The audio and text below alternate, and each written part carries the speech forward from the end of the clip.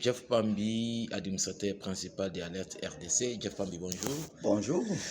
Je viens de vous présenter et vous avez suivi le journal. Comment agiriez-vous à l'adoption par le gouvernement du projet de loi portant prorogation de l'état de siège au Nord Kivu et en Ituri? Bon, je pense que c'est un exercice tout à fait normal, et tant que la loi l'exige ainsi. En fait, l'état de siège est voté de manière périodique. Et à l'expiration de cette période, il faudrait que cet état soit renouvelé. Donc, c'est tout à fait naturel et un exercice banal, quoi, normal, et qui ne nécessite même pas qu'on commente. Mais par ailleurs, ici, notre commentaire, si l'on doit le dire ainsi, va consister sur ce que nous avons proposé dans la mesure où cet état de siège a présenté des limites. Et certes, il faut reconnaître, nous avons soutenu l'état de siège décrété par le chef de l'État qui en est le seul capable de le faire et le seul aussi à pouvoir y mettre fin. Nous avons soutenu à problème particulier, solution particulière. Mais aujourd'hui, nous sommes de ceux qui pensent que, et je pense que cet état de siège a montré ses limites et qu'il faut passer à une autre étape plutôt. Alors, vous soutenez la suppression de l'état de siège, selon vos propos, dans les deux provinces. Est-ce que vous mesurez quand même les conséquences de votre proposition? Oui, bien sûr. Quelles conséquences aurions-nous de plus que ce que nous vivons déjà?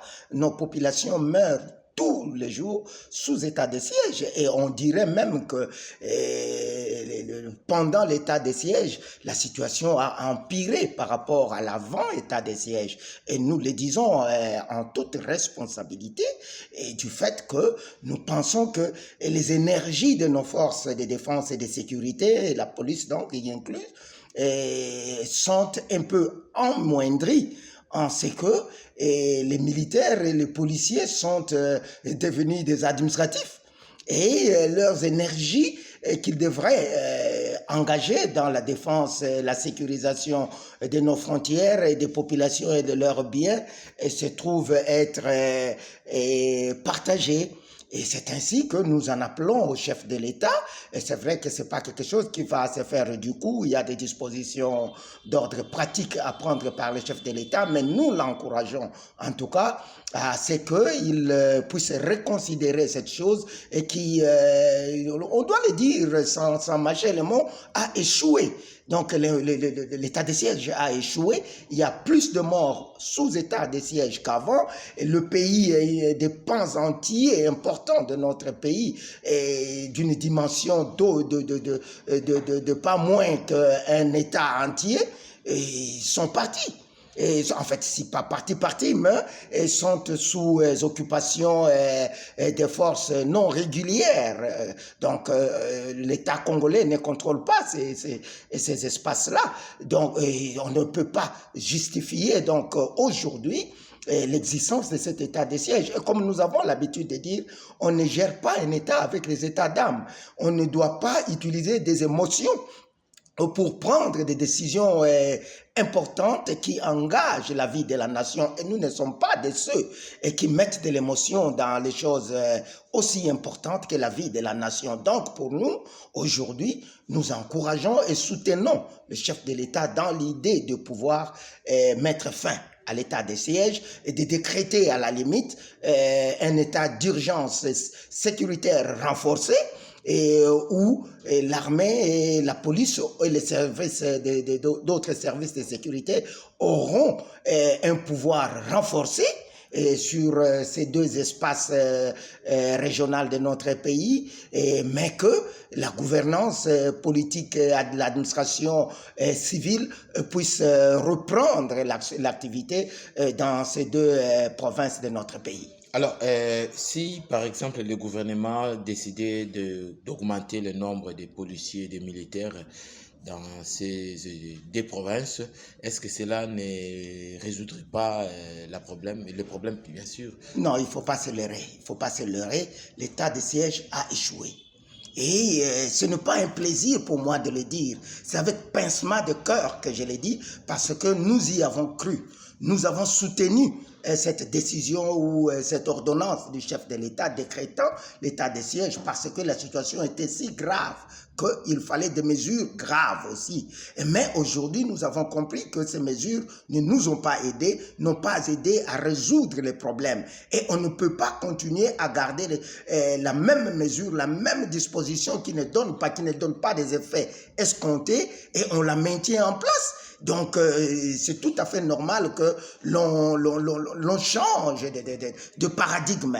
Et ici, le changement de paradigme consisterait à ce que un gouvernement et une administration civile puissent reprendre la main et que les militaires, les policiers puissent rentrer dans leurs devoirs régaliens et que avec cela, qu'on renforce leur pouvoir d'action, mais avec une administration tout à fait normale, classique, civile dans cette région de notre pays. Et il n'y a pas plus grave situation que nous aurons que ce que nous avons déjà, parce qu'aujourd'hui, chaque jour qui passe, il nous est rapporté, en tout cas, du moins, de la société civile de ces deux espaces territoriaux importants de notre pays et aussi de notre administration publique, et des faits très graves, des tueries de nos populations.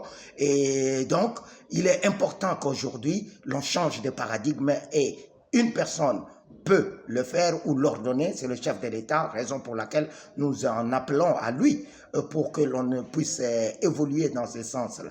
Alors, Jeff Pambi, je note que vous êtes stoïque, mais en dépit de l'état de siège et de la déclaration de principe entre le gouvernement et les rebelles, les M23 continuent toujours à massacrer la population, situation que condamne le ministre burundais des Affaires étrangères et d'intégration régionale et de coopération au développement. Quelle alternative prendre pour contraindre ces rebelles qui comme je l'ai dit toujours, qui défient le gouvernement? En fait, nous sommes réalistes. Nous l'avons toujours été. Et nos analyses sont sans complaisance. Raison pour laquelle les gens parfois essayent de se poser des questions. Mais comment est-ce qu'ils parlent comme ça? Et ce que vous entendez de moi, vous l'entendrez de toute personne membre de la dynamique d'alerte RDC. C'est-à-dire que nous prenons très au sérieux la situation de notre pays. Nous reconnaissons notre administration régalienne telle que voulue par la Constitution. Et aujourd'hui, notre pays vit une situation extraordinaire et qui nous contraint à pouvoir être des plus réalistes possibles. Et le réalisme veut que nous fassions des analyses sans complaisance. Et cela nous amène à comprendre que ces forces irrégulières qui occupent irrégulièrement ces territoires importants de notre pays ne peuvent pas répondre, si elles ne sont pas contraintes, en tout cas, elles ne peuvent pas répondre à un simple bout de papier qu'on aurait signé à gauche ou à droite. Mais écoutez, mon frère et très cher compatriote, et ces gens qui sont là-bas, ils gèrent toute une nation, un volume de tout un pays et pas n'importe lequel, un territoire très riche et qui regorge de minerais stratégiques. Donc c'est un territoire universellement stratégique. Et le monde s'en fout que ces territoires-là appartiennent, demeurent RDC ou que ces territoires soient gérés par n'importe quelle autre force. Mais si nous-mêmes, nous ne sommes pas réalistes, si nous ne prenons pas la chose au sérieux pour comprendre que aucun État au monde peut s'intéresser de ce que le Congo reste entier dans ses frontières d'autrefois, c'est-à-dire hérité de la colonisation, si leurs intérêts ne suivent pas. Donc, c'est à nous de le faire, et nous, pour que nous le fassions, nous devons avoir une certaine intelligence stratégique. Comprenons que l'État a failli stratégiquement, a failli dans sa manière de gouverner le pays parce qu'il n'a pas écouté la voix de la raison. Lorsque nous avons tiré la sonnette d'alarme en disant que faites attention, voilà cette voie où elle va nous mener. Mais on ne nous a pas pris au sérieux et nous en sommes là où nous sommes aujourd'hui. Et il est temps qu'on s'arrête un moment, qu'on réfléchisse, qu'on devienne quand même conscient de la situation aussi grave qu'elle est et que l'on comprenne qu'il faut maintenant, là où on est, qu'on se le dise. Et bien, pour régler ce problème, nous allons y laisser des plumes. Mais il faudrait une certaine habileté de notre part, il faudrait une certaine intelligence stratégique pointue, et pas tous ces frères et sœurs avec toute la considération qui leur est due, mais qui ont échoué dans toutes les négociations qu'ils ont menées jusque-là pour preuve, et bien nous n'avons plus notre pays comme on l'a toujours eu. Et donc aujourd'hui, le chef de l'État doit se résoudre à mettre toutes sortes d'émotions de côté et de prendre ses responsabilités à bras le corps, et c'est de faire en tout cas de certaines considérations qui ne nous avancent pas du tout, et lever des options conséquentes telles que nous les proposons depuis l'aube des temps, et que l'on évolue. Aujourd'hui, on doit se mettre ensemble.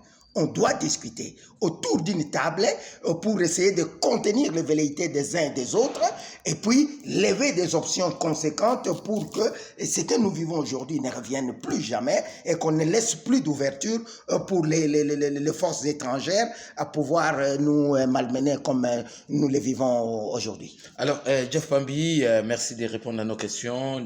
La dernière question, c'est en rapport avec la situation qui reste entre la République démocratique du Congo et le Kenya après l'annonce de la nomination d'un consul à Goma pour le gouvernement congolais. La nomination de tout chef de poste consulaire étranger sous son territoire est subordonnée à son agrément préalable et à la délivrance donc d'un exécuteur par le ministre des Affaires étrangères à Kinshasa. Et Kinshasa insiste sur donc le fait que Goma demeure sous occupation illégale du M23/RAFC avec le soutien du Rwanda. Alors, à votre avis, comment gérer cette situation? Je viens de vous dire tout à l'heure là, tous les autres États se foutent de ce que le Congo reste dans ses frontières héritées de la colonisation. Ce qui compte, c'est leurs intérêts. Ne dit-on pas que les États, entre États, il n'y a pas d'amitié, il n'y a que des intérêts. Et vous voyez ce que nous avons toujours dit, que tous ces États qui forment la coalition des États d'Afrique de l'Est ne sont pas nos amis, et qui l'est d'ailleurs. Et il y a des années de cela, je crois à peu près 5 ans, l'analyse que nous avons pondue dans un certain cercle de réflexion, et la centrale, pour ainsi le dire, et on a évoqué la voie qui était toute tracée pour l'isolement de la République démocratique du Congo, parce que des erreurs graves diplomatiques avaient été commises. Mais personne peut-être n'y a fait attention, nous en reviendrons peut-être un jour à une autre occasion. Mais aujourd'hui, le Congo n'a pas d'amis.